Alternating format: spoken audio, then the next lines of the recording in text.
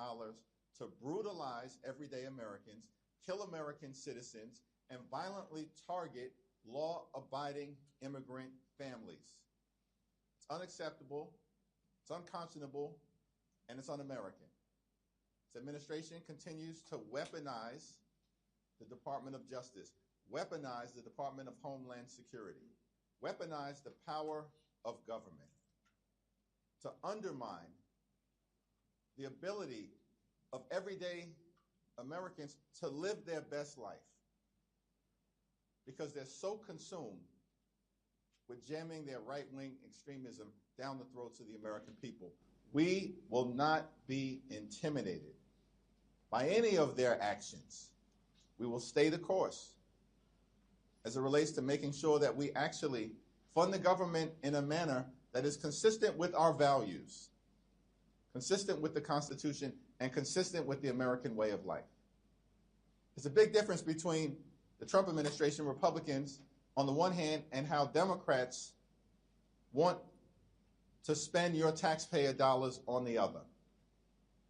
Republicans, in their one big ugly bill, enacted the largest cut to Medicaid in American history, ripped health care away from more than 14 million Americans, and at the same period of time, took $186 billion from SNAP, literally stealing food from the mouths of hungry children, seniors, and veterans. And in that same one big ugly bill, used taxpayer dollars to give the Department of Homeland Security and ICE a slush fund that's been used to unleash a killing machine in Minneapolis, using taxpayer dollars literally to kill American citizens in cold blood. That's what Republicans have done in their one big ugly bill. That's their policy. And Democrats are going to continue to push back aggressively against it.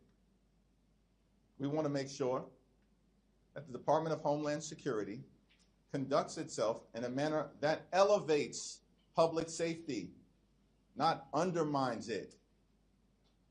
And the American people are demanding accountability, and that's what Democrats are going to deliver. Question? Should we expect any sort of organized response from Democrats to the arrest of Don Lemon this morning, and what do you think that says about the Trump administration? Trump administration has systematically targeted the free and fair press because they want to intimidate America and oppose anyone who is not willing to bend the knee to their extremism. We are not going to be intimidated at all. The free and fair press is central to the foundation of American democracy. Thomas Jefferson famously made that clear, that he would prefer a country that had newspapers over government as opposed to governments over newspapers. This is central to who we are as a country. And so Don Lemon, we know, is an accomplished journalist who was doing his job as part of the free and fair press. There's no legitimacy, no basis to Don Lemon's arrest, no basis to the arrest of the other journalists. And the American people are not going to stand for it. And House Democrats are going to stand up for them. And the rights of the free and fair press as central to American democracy and our values in terms of who we are. But how? I issued a statement as it relates to where we are right now. It just happened. And so we haven't had an opportunity, even as members of Congress, to talk to each other about next steps. But of course, next steps will be forthcoming. Thank you, Mr. Leader. I'm sure you've been monitoring what's going on in the Senate. What's your reaction to the fact that there's not a deal yet with the government deadline looming? Do you have any plans to speak to Speaker Johnson between now and when the House gets back? And do you think that 2 weeks is enough time to negotiate the reforms that you're looking for? I know that there's a lot there. So we have to deal with the issue of reining ICE and the Department of Homeland Security in with the fierce urgency of now.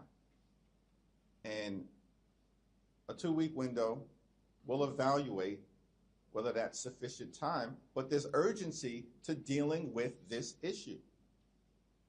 Because ICE, as we've seen, is out of control, and the American people know it. The American people know that the Trump administration on all of the things has gone too far. And that taxpayer dollars should not be used to brutalize the American people, and in some instances, kill them. So this is something that has to be addressed. And, Democrats in the Senate, led by Chuck Schumer, supported by the House, made a clear demand. Separate out the 5 bills that clearly have bipartisan support.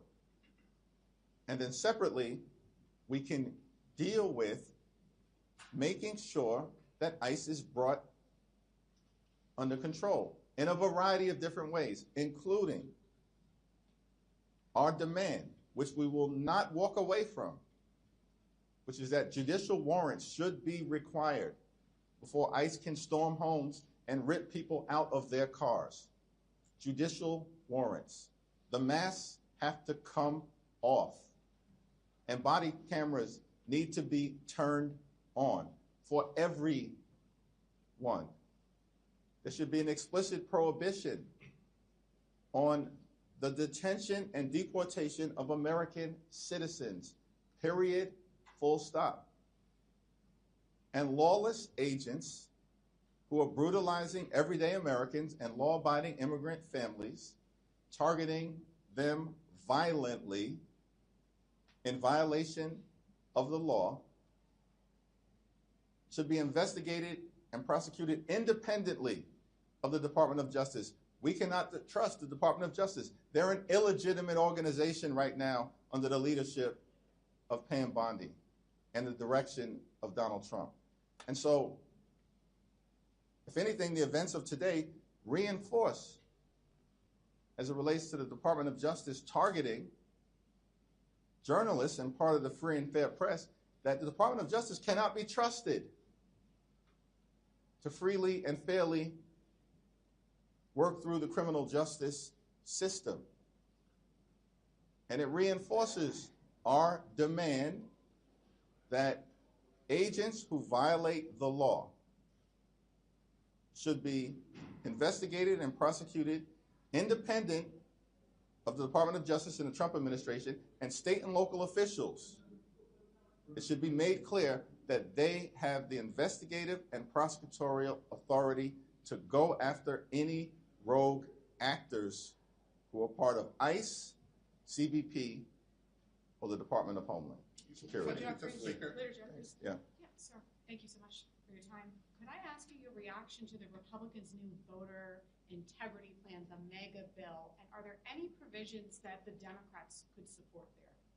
It's a dead-on-arrival bill. They know it. Listen, voter suppression is part of the Republican plan to try desperately to hold on to power. Republicans, since the beginning of this administration, have been losing elections all across the country. They've been wiped out electorally. The American people know that it's Democrats who are focused on making their life better, driving down the high cost of living, and fixing our broken healthcare system. And it's Republicans who have unleashed this extremism and brutality on the American people and this assault on the American way of life, our values, and our democracy, and have had enough of it. And so Republicans are playing games, just like was evidenced by the unprecedented FBI raid in Fulton County, Georgia.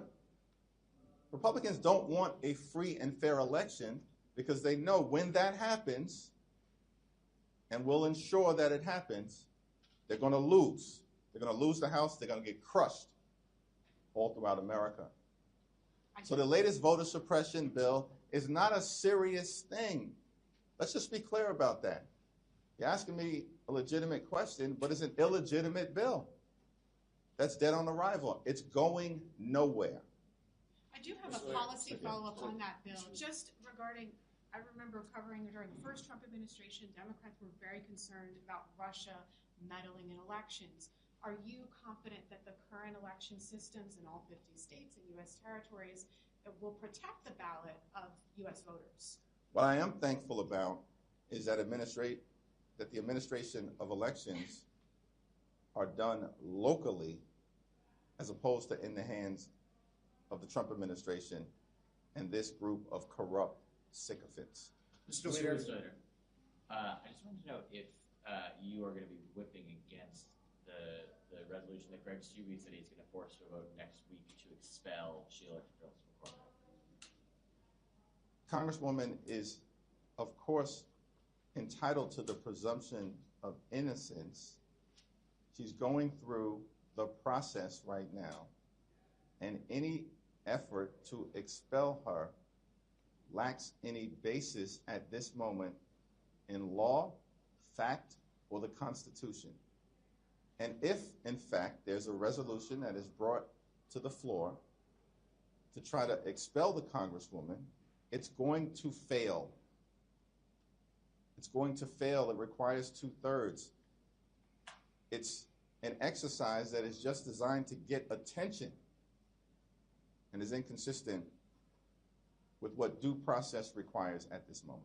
Mr. Leader, progressive groups are criticizing this deal that's coming out of the Senate. Do you think the criticism What of groups? Chuck Schumer, progressives are What criticizing groups? it, I'm saying asking. it, none specifically, but different ones here Well, and it's there. hard to respond if I have no idea what groups you're talking about, because I speak to groups all the time, and I haven't heard that criticism. We don't like Do it. you support the deal?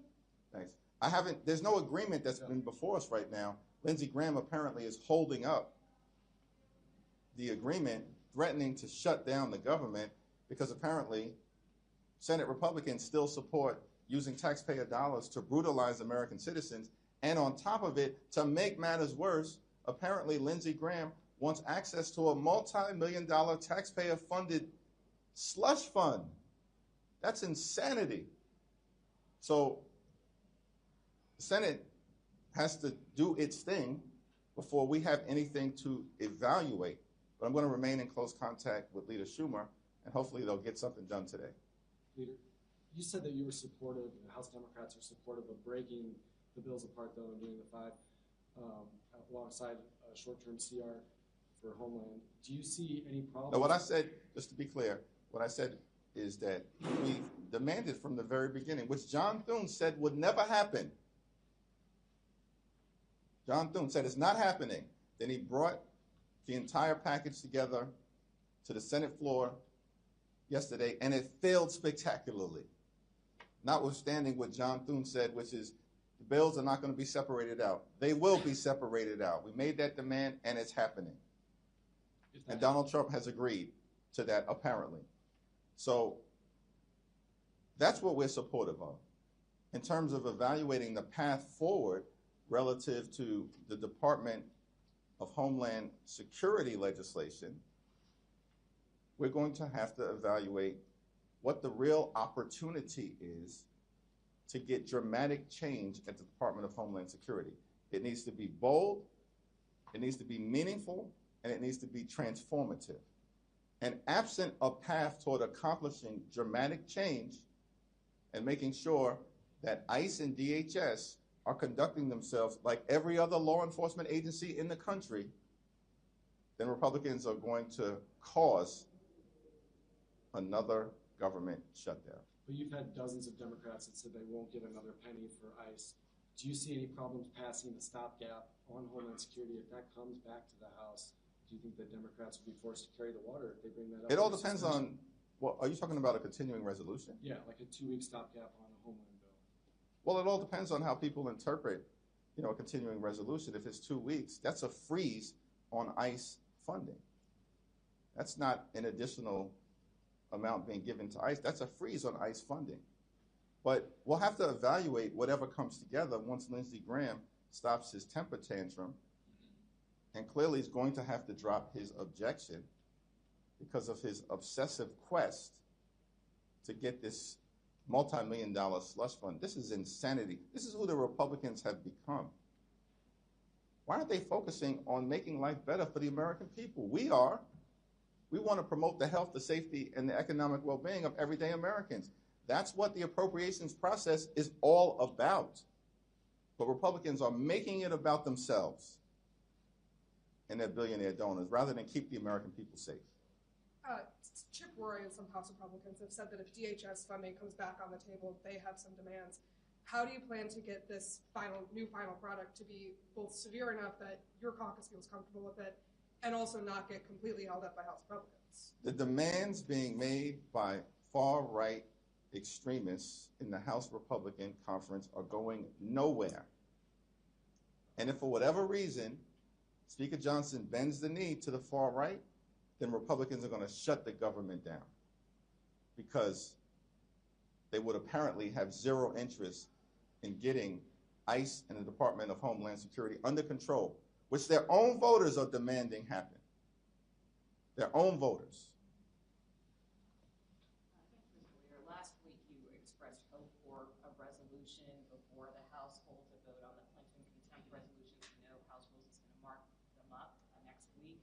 Are you still expecting a resolution? Have you been in touch with the Clintons on this? I've not been in touch with the Clintons, but it's my understanding that their legal team continues to engage in good faith negotiations to try to get to a resolution.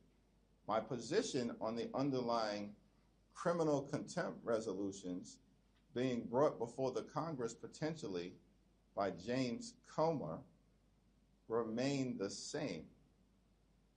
Comer is not interested in any legitimate investigation. Democrats had to shame Republicans into joining us to force a vote and pass legislation to compel the Department of Justice to release the Epstein files. Pam Bondi and the DOJ are the ones who should be held in criminal contempt at this point, because they're in direct violation of a federal law that Donald Trump signed to release the Epstein files that are in their possession. And there are millions of documents that haven't been released. And the only thing that the public has seen are about 13,000. Does that sound like compliance? That's not compliance. That's a brazen violation of their legal obligations, the Department of Justice's legal obligations to release documents. And so we'll see whether there's a resolution prior to a so-called criminal contempt vote, but my position on it remains the same. Yeah. Thank you. I know you said that the deal hasn't come out of the Senate yet, but it's looking very likely that it will be 5 funding bills and a 2-week DHS CR. If that is what comes to the House after Senator Graham drops his hold, will you support that? Well, that question has already been asked and answered in a variety of different ways. One thing is clear, is that Leader Thune and Mike Johnson and Republicans originally took the position that the 5 bipartisan bills were not going to be separated. The fact that the 5 bipartisan bills are going to be separated in and of itself, right out of the gate, is a victory for the American people. Simultaneously, we have to evaluate, is there a real path toward making the dramatic changes at the Department of Homeland Security necessary to stop the use of taxpayer dollars from brutalizing everyday Americans and killing American citizens, like Renee Nicole Good and Alex Preddy? That's a question to be evaluated, particularly if we find ourselves in a situation where there's going to be an intense negotiation, where Democrats have drawn a hard line in the sand. We have not been shy or bashful in articulating what will be necessary, including but not limited to judicial warrants and an explicit prohibition on the detention and deportation of American citizens, and an end to the roving bands of ICE agents violently targeting people all across America. Those have been our conditions. Those will remain our conditions until we get this done for the American people. Thank you all. Thank you.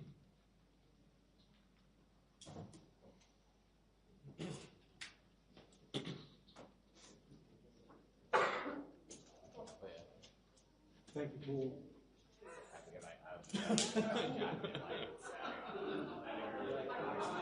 Sorry about that.